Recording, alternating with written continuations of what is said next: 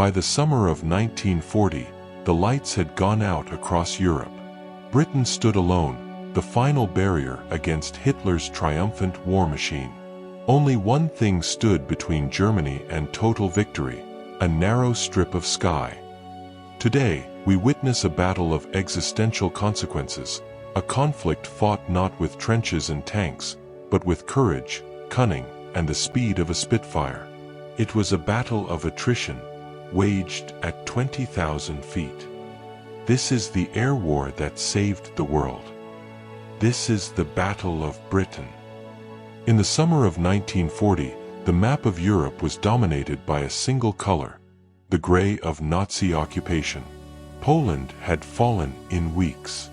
Denmark and Norway were conquered. The Netherlands and Belgium had surrendered. And on June 22, 1940, in a railway carriage in the forest of Compiègne, the same place where Germany had signed the armistice ending the First World War, France signed its own surrender to Adolf Hitler. In just 6 weeks, the German Wehrmacht had accomplished what the Kaiser's armies had failed to achieve in 4 years. Western Europe belonged to Hitler. And across the English Channel, 22 miles of water, stood the last democracy in Europe still fighting: Great Britain.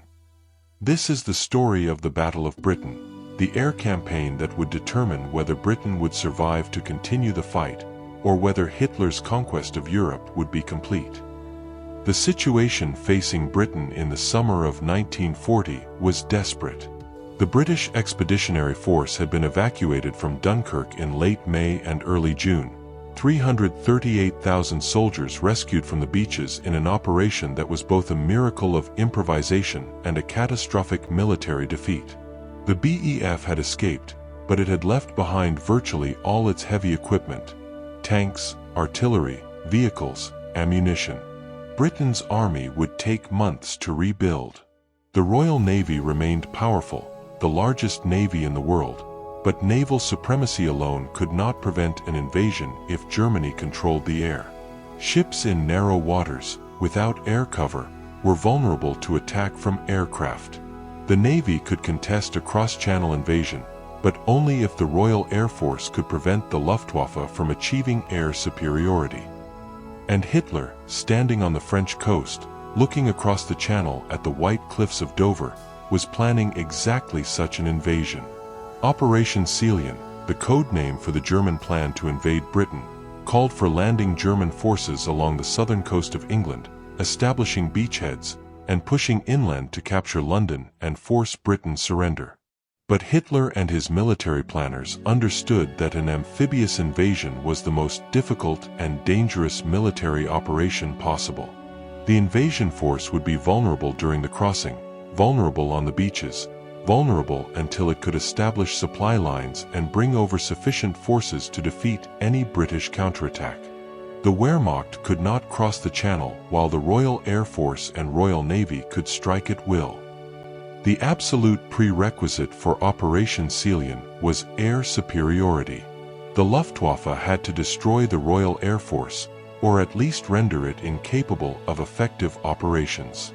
Only then could the invasion proceed. And so, in July 1940, the Luftwaffe began the air campaign that would come to be known as the Battle of Britain. Commanding the Luftwaffe was Reichsmarschall Hermann Göring, Hitler's designated successor, commander of the German Air Force since its creation in the mid-1930s. Göring was confident, arrogant, even. The Luftwaffe had swept all before it in Poland, Norway, the Low Countries, and France. Why should Britain be any different? Göring had at his disposal approximately 2,600 aircraft, 1,000 bombers, 300 dive bombers, 1,000 fighters, and 300 reconnaissance and other aircraft. These were organized into 3 Luftflotten, air fleets, positioned in France, Belgium, and Norway, surrounding Britain from 3 sides. The plan was straightforward: use the bombers to destroy RAF airfields, aircraft factories, and supporting infrastructure, while the fighters protected the bombers and engaged RAF fighters. Within weeks, perhaps days, the RAF would be destroyed or rendered ineffective, and the invasion could proceed. Defending Britain was Air Chief Marshal Sir Hugh Dowding, commander of RAF Fighter Command. Dowding was 58 years old in 1940, a career RAF officer with a reputation for being difficult, stubborn, and uninterested in politics or public relations. His subordinates called him Stuffy, not an affectionate nickname. But Dowding had two qualities that would prove crucial. He understood the strategic situation perfectly, and he had spent years preparing for exactly this battle. Dowding commanded approximately 700 fighters, Hurricane and Spitfire aircraft, organized into squadrons based at airfields across southern and central England. On paper, the Germans outnumbered him nearly 4-1. But Dowding had advantages that Göring did not fully appreciate, advantages that would prove decisive. The most important of these advantages was what came to be known as the Dowding system, an integrated air defense network that was revolutionary in concept and execution. At the heart of the system was radar, or RDF, radio direction finding, as the British called it. The chain-home radar stations, positioned along Britain's coast, could detect incoming German aircraft at ranges of up to 100 miles, providing early warning of raids before they even crossed the channel. This was a technological advantage the Germans did not possess. German radar was less developed, and Luftwaffe commanders did not fully understand how effectively the British were using it. But radar alone was not enough. The information from the radar stations had to be collected, analyzed, and used to direct RAF fighters to intercept the German formations. This is where the plotting rooms and operations rooms came in, rooms filled with plotters who would mark the positions of incoming raids on large map tables, while controllers would assess the information and direct fighter squadrons to intercept. The system operated at multiple levels. Individual radar stations and observer posts fed information to sector stations, regional command centers. The sector stations controlled the fighter squadrons in their area. And above them, at Fighter Command headquarters at Bentley Priory, Dowding and his staff could see the entire picture. Every raid, every friendly squadron, the complete air battle unfolding in real time. And critically, RAF pilots could be directed to intercept enemy formations by radio. Ground controllers could vector fighters onto incoming raids, giving them precise headings and altitudes. Pilots did not have to patrol aimlessly hoping to spot the enemy. They could be directed to exactly where the enemy was. This meant that RAF fighters spent more time engaging the enemy and less time searching for them, multiplying their effectiveness. The Dowding system meant that Britain's smaller number of fighters could be used with maximum efficiency. Squadrons would not be sent up until there was a confirmed raid to intercept. They would not waste fuel and pilot endurance on fruitless patrols. Every sortie had a purpose. Every engagement was planned. Göring did not understand this. He expected the RAF to operate as the Luftwaffe did. Large standing patrols, fighters tied to specific areas, no integrated command system. He expected the RAF to wear itself out through constant, inefficient operations. When the battle began, he would discover that the British were fighting a different kind of war, a war of information, coordination, and efficiency that the Luftwaffe was not prepared for.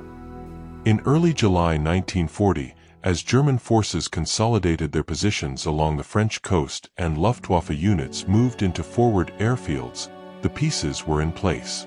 The battle that would decide Britain's fate was about to begin.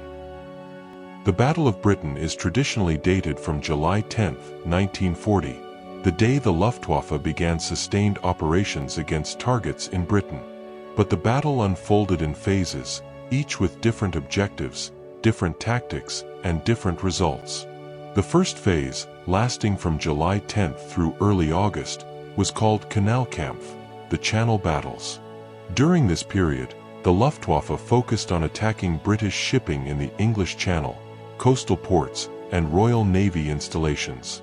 The strategic objective was to draw out RAF fighters and destroy them in combat, while also disrupting British maritime trade and demonstrating German air superiority to demoralize the British public. The attacks followed a predictable pattern. German bomber formations, Dornier du 17s, Heinkel He 111s, or Junkers Ju 88s, escorted by Messerschmitt Bf 109 fighters, would cross the Channel and attack convoys or coastal targets. RAF fighters, Hurricanes and Spitfires, would scramble to intercept. Dogfights would erupt over the Channel, with aircraft from both sides plunging into the sea. The losses in this phase were roughly even, with both sides suffering significant casualties. But for the British, the calculus was different. A German pilot shot down over the Channel or over England would be killed or captured. A British pilot who parachuted from his damaged aircraft would land in England, receive medical treatment if wounded, and return to his squadron. Britain was fighting over its own territory, and that conferred a significant advantage in pilot survival and recovery. The aircraft themselves, the machines these men flew into combat day after day, deserve attention, for they were as much characters in this story as the pilots who flew them. The backbone of fighter command was the Hawker Hurricane.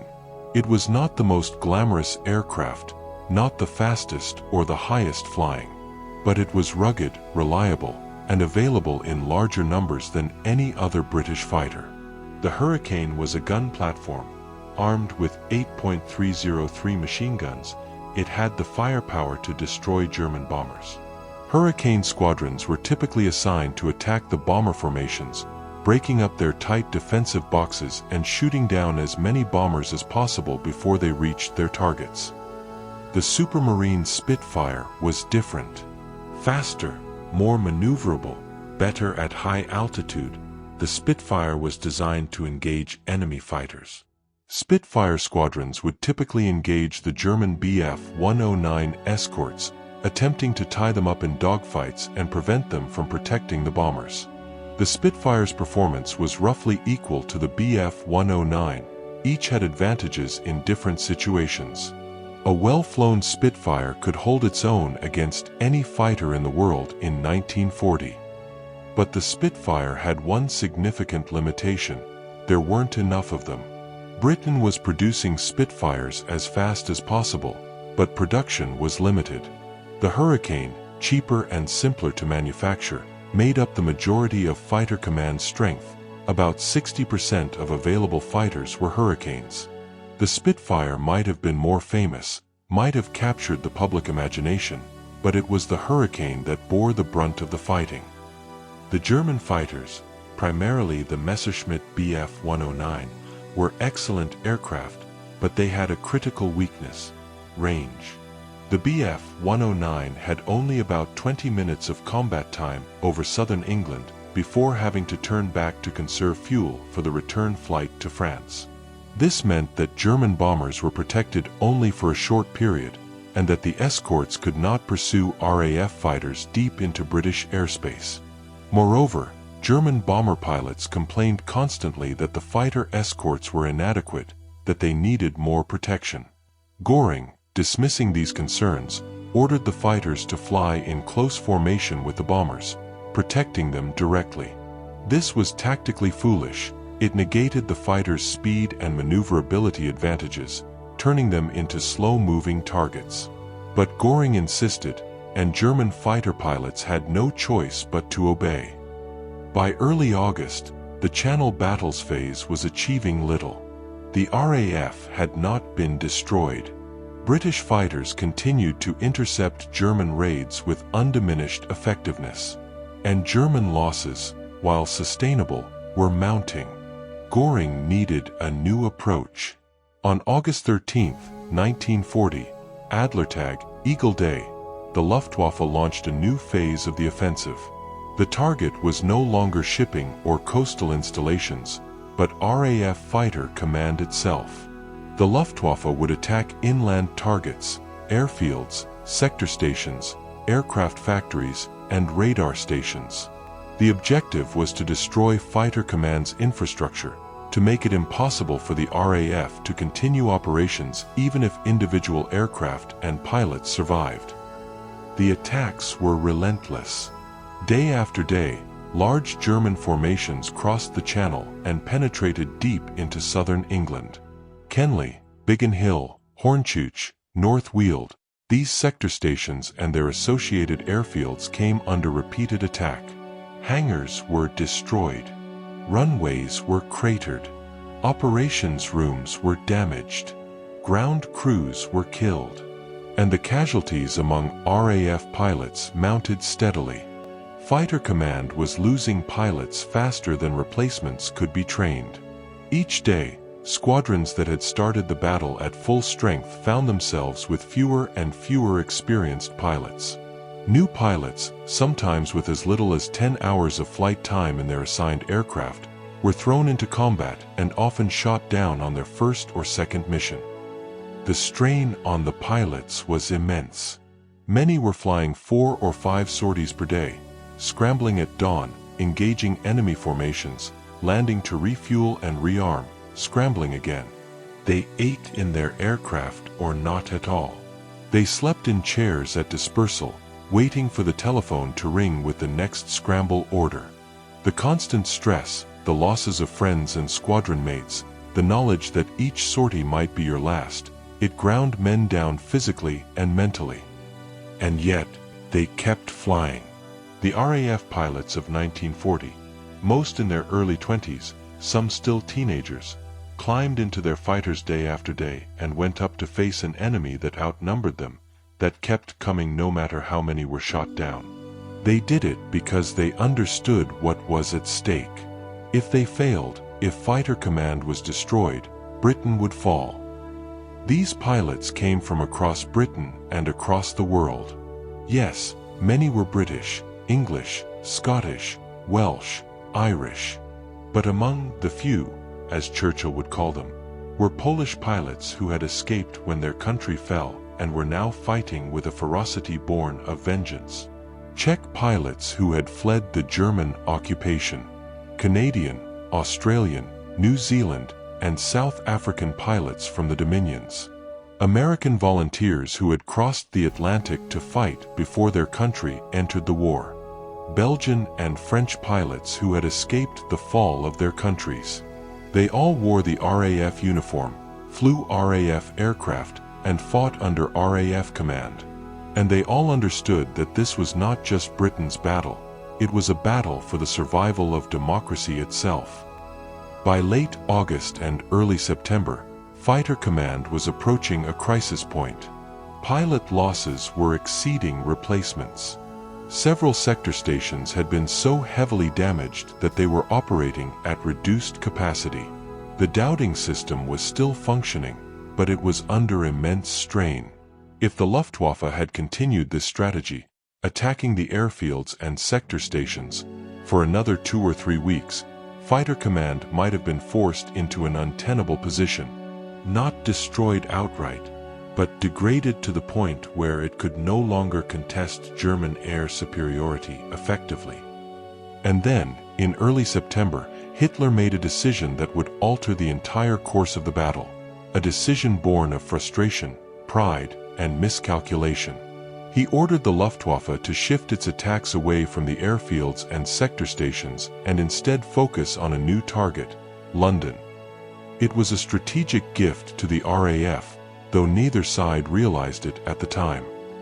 The shift in German strategy, from attacking Fighter Command's infrastructure to bombing London and other cities, did not happen through careful strategic planning.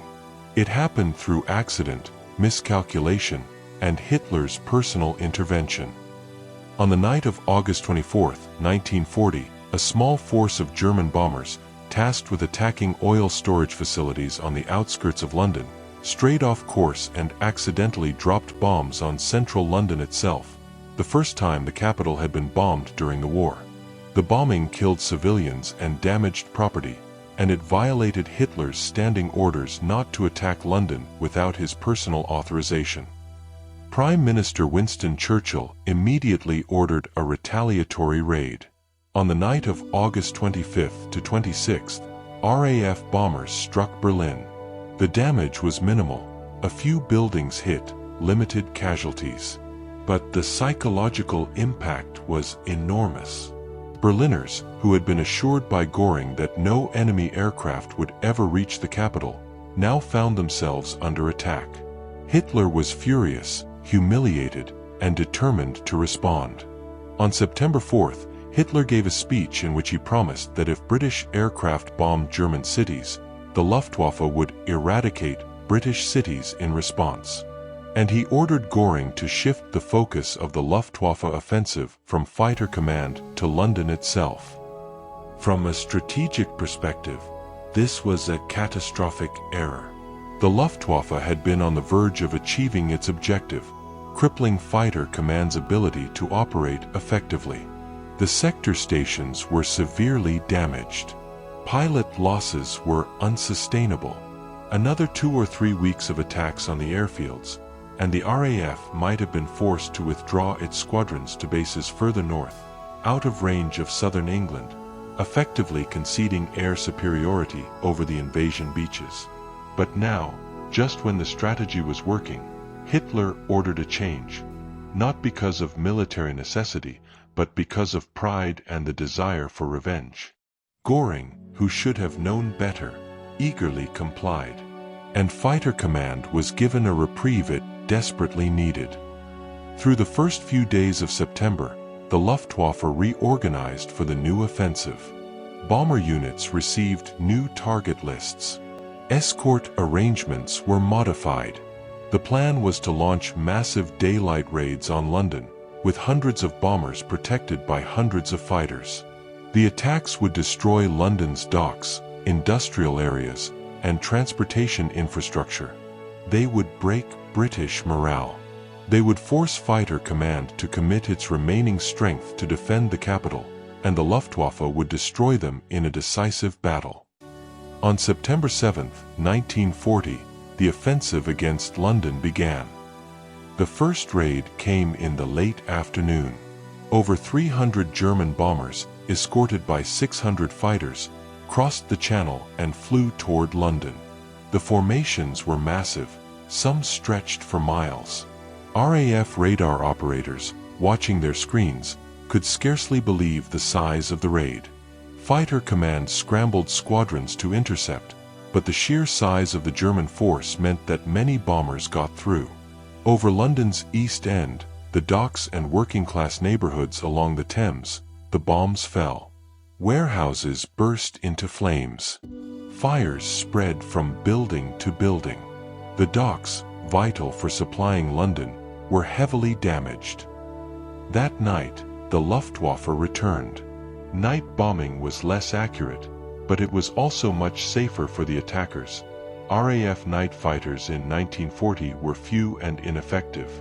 German bombers could roam over London with relative impunity, dropping incendiaries and high explosives on a city that was inadequately defended against night raids. The fires from the afternoon raid were still burning, creating a beacon that German bomber crews could see from miles away. They simply aimed for the glow on the horizon and released their bombs. More fires erupted. More buildings collapsed.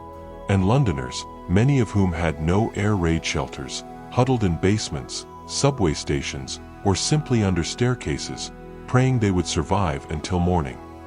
This was the beginning of the Blitz, the sustained bombing campaign against London and other British cities that would last through the winter and into the spring of 1941. Over the next months, tens of thousands of British civilians would be killed, hundreds of thousands made homeless. Entire neighborhoods would be reduced to rubble. The material damage would be enormous. But the Blitz, devastating though it was for civilians, was a strategic gift to fighter command. Every German bomber attacking London was a bomber that was not attacking RAF airfields. Every sortie flown over London was a sortie not flown against sector stations.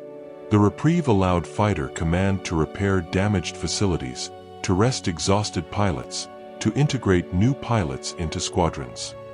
And critically, the Luftwaffe losses in these daylight raids over London were unsustainable. The RAF, fighting over its own territory with the full support of the Dowding system, could concentrate its forces against the massive German formations. German bombers, flying deep into England and remaining over target areas for extended periods, were exposed to RAF fighters for far longer than they had been during attacks on coastal targets or airfields. German fighter escorts, limited by their short range, had to turn back before the bombers reached London, leaving the bombers to face RAF fighters alone on the return journey. The close escort tactics Göring had mandated made the fighters less effective, and German bomber crews, who had been told repeatedly that the RAF was on the verge of collapse, found themselves facing as many fighters as ever. The crucial test came on September 15, 1940, a date now commemorated in Britain as Battle of Britain Day. On this Sunday morning, the Luftwaffe launched two massive raids on London. The first, in the late morning, consisted of over 200 bombers with fighter escort. Fighter Command scrambled 11 squadrons to intercept virtually every available squadron in the southern sectors. The sky over Kent and London filled with aircraft, bombers in tight defensive boxes, German fighters attempting to protect them, RAF fighters diving through the formations, Spitfires and Bf-109s locked in individual duels. The fighting was chaotic, violent, and decisive. RAF pilots tore into the bomber formations, breaking them up, forcing bombers to scatter and jettison their bombs early. Many German bombers never reached their intended targets. Those that did faced intense anti-aircraft fire over London. And on the return journey, with fuel running low and some fighters already departed, the bombers faced fresh RAF squadrons scrambling to intercept. German losses mounted rapidly. The Luftwaffe had been told that Fighter Command was down to its last few squadrons. Instead, they faced what seemed like endless waves of RAF fighters. From the German perspective, it appeared that the RAF was stronger than ever. The second raid, in the afternoon, followed the same pattern. Over 150 bombers attacked, and again Fighter Command scrambled to intercept. Again, the German formations were scattered, harried, and mauled. More German aircraft were shot down or damaged so badly they crashed on landing in France. By the end of September 15th, the Luftwaffe had lost approximately 60 aircraft, bombers and fighters destroyed or damaged beyond repair. RAF losses were significantly lighter, 26 fighters destroyed, but many pilots survived, having parachuted safely. At the time, RAF intelligence estimated German losses for the day at over 185 aircraft, a vast over-exaggeration resulting from the confusion of combat, where multiple pilots might claim the same aircraft. Post-war analysis corrected this to the actual figure of around 60. But the psychological impact of September 15th was real for both sides. For the Germans, it was clear that the RAF had not been destroyed, that air superiority had not been achieved, that continued daylight raids over England would result in unsustainable losses. Göring's promises that the RAF was finished were exposed as hollow. The morale of German bomber crews, already strained, plummeted further. For the British, September 15th was proof that the Dowding system worked, that RAF pilots could hold their own against the Luftwaffe, that the battle was winnable. Churchill, visiting Fighter Command headquarters that day and watching the plotting board as every available squadron was committed to battle, had asked Air Vice Marshal Keith Park, commanding 11 Group, "What other reserves have we?" Park replied simply, "There are none." But they had been enough. The Luftwaffe had been turned back. On September 17, 1940, Hitler postponed Operation Ceylon indefinitely. The invasion of Britain, which had been scheduled for mid-September, would not proceed. The Luftwaffe had failed to achieve air superiority. The Wehrmacht could not cross the Channel under the guns of the Royal Navy without air cover. The invasion was off. The battle was not over. The Luftwaffe would continue attacks, shifting increasingly to night bombing through the autumn and winter. But the decisive phase, the attempt to destroy fighter command and achieve the air superiority necessary for invasion, had failed. The Battle of Britain officially ended on October 31, 1940, though that date is somewhat arbitrary. The Blitz continued for months afterward. But by late October, it was clear that the Luftwaffe had lost. German daylight raids became smaller and less frequent. The emphasis shifted to night bombing, which killed civilians and destroyed property but did not achieve the strategic objective of forcing Britain to surrender. The cost of the battle was significant for both sides. The RAF lost approximately 1,500 aircraft and over 500 pilots killed. The Luftwaffe lost approximately 1,900 aircraft and over 2,500 aircrew killed or captured. For Britain, these were losses that could be replaced. Aircraft production was increasing, pilot training was expanding, and the United States, though not yet in the war, was providing material support. For Germany, the losses were more significant. The Luftwaffe's strength was finite, and these aircraft and experienced crews could not easily be replaced. But beyond the statistics, the Battle of Britain represented something more: Hitler's first major defeat. For a year, the Wehrmacht and Luftwaffe had seemed invincible. Poland, Denmark, Norway, the Netherlands, Belgium, France, all had fallen.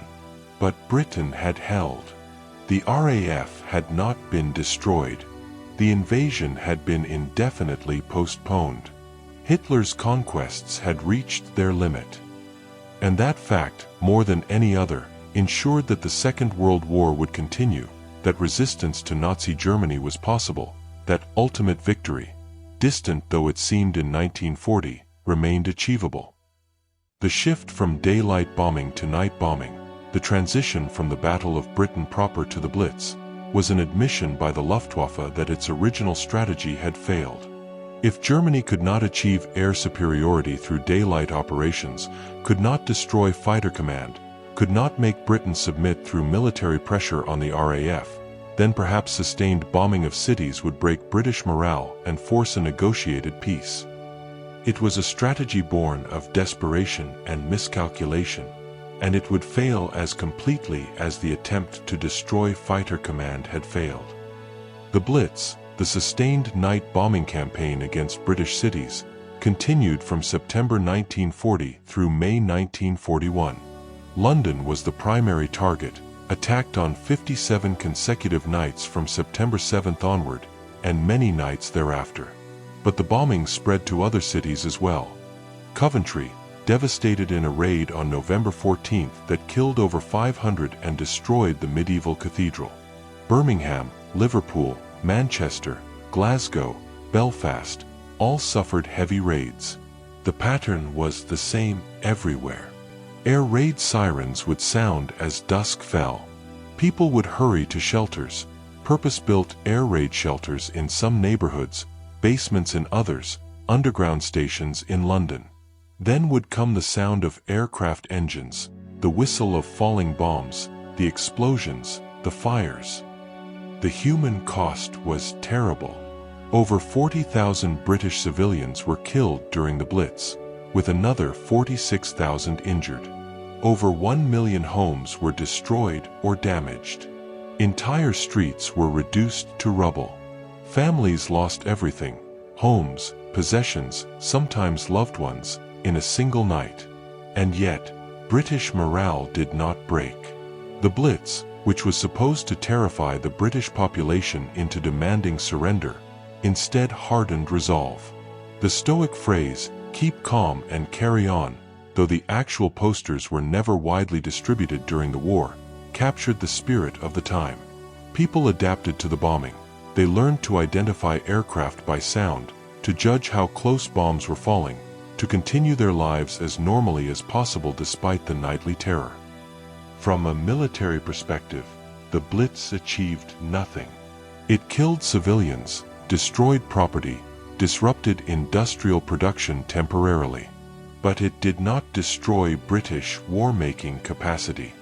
Factories were rebuilt or relocated. Production actually increased through 1941. The transportation system continued to function. The ports remained operational.